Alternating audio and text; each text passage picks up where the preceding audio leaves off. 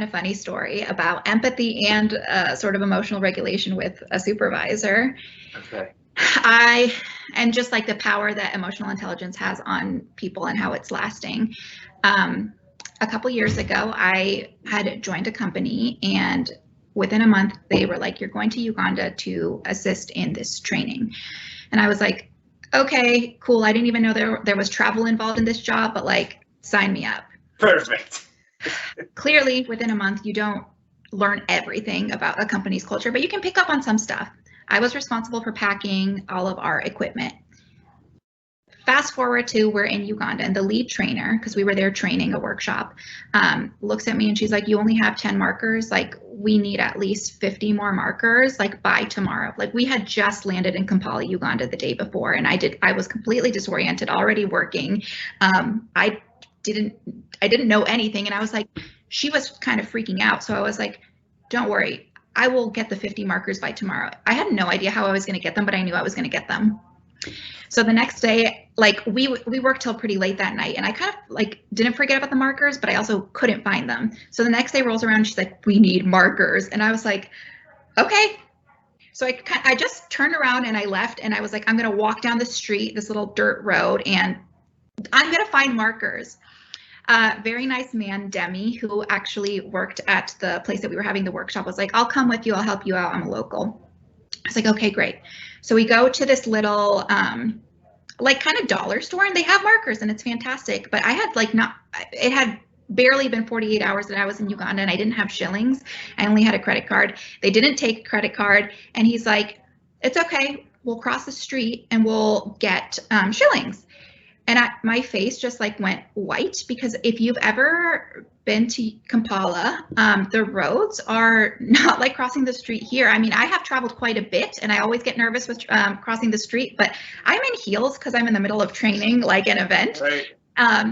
And he's still talking to me, and I'm like, "Demi, I'm so sorry, I'm listening to you," because I didn't want him to feel like I was ignoring him. "I'm just feeling a little bit afraid, but only to cross the street, because this is like a scene out of Disney's Mulan, like where the grandma crosses the street with the cricket with her eyes closed, because they have these little like motorcycles. Many of them get around on these motorcycles called boda bodas.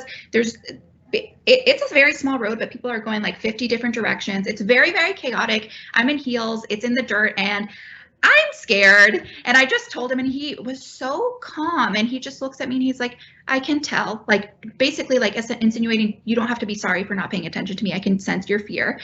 And he's like, "If I was in your country, maybe I would feel afraid too to cross the street." And I was like, "Well, I kind of feel like maybe you feel less afraid than me right now, but I really appreciate you giving me that, like feeling my pain." So we started. We look left and right, and then we cross. There's probably a lot more of that than you're about to get into. And we have a little, like, usually there's like a little button that tells us we can walk. Right now it's like a little bit less scary, but I'll take it.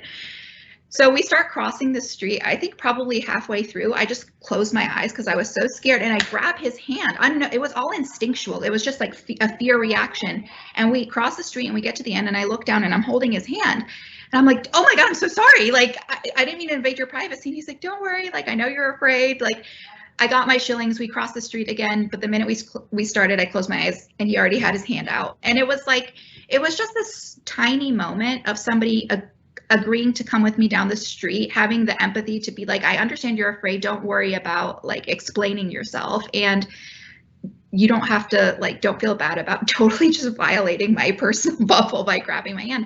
And that was, several years ago, and we still keep in touch a little here and there on LinkedIn, but it's those little moments of humanity that are so touching that you will always remember. And like, if Demi was ever in the States, needed something, I'd have his back, because I remember like how much that moment touched me. Oh, that's a good story. It makes you think. There is, with everything going on in the world, there are good humans out there that want to make a difference and don't even think twice about offering help and being there for somebody. So that good story. And it can that was out of work, but anything like that can happen in the workplace. Being empathetic, and by the way, I literally bought every single marker that was in the little shop. That was that person's lucky day. I was like, "Take all the shillings, give me the markers, like, thank you. I'm not coming back and doing this this real life Frogger moment for us older folk who know the Atari game Frogger." All right, well, that was good. So anything else? What, I have one question for you, but anything else you wanna share, talk about while I have you? I mean, that's pretty much it.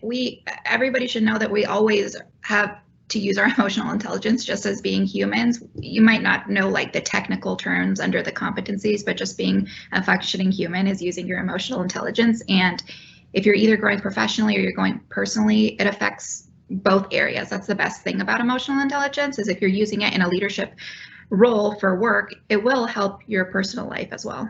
Oh, yep, sounds good. So here's my question. What Tool tune, or maybe what song in the summer when it comes on the radio you have to roll your windows up and sing because you don't want people to hear you? That I don't want people to hear me. Maybe when I'm back in DC, like Summer Nights by Rascal Flatts. Okay. That's not a bad song. I always think of the songs like when I was 13, 14, like that's when like Backstreet Boys and NSYNC. Yeah. You're just a teen, you're like, oh, I like all this stuff, and then it comes on now and I know these words, but I'm not singing them.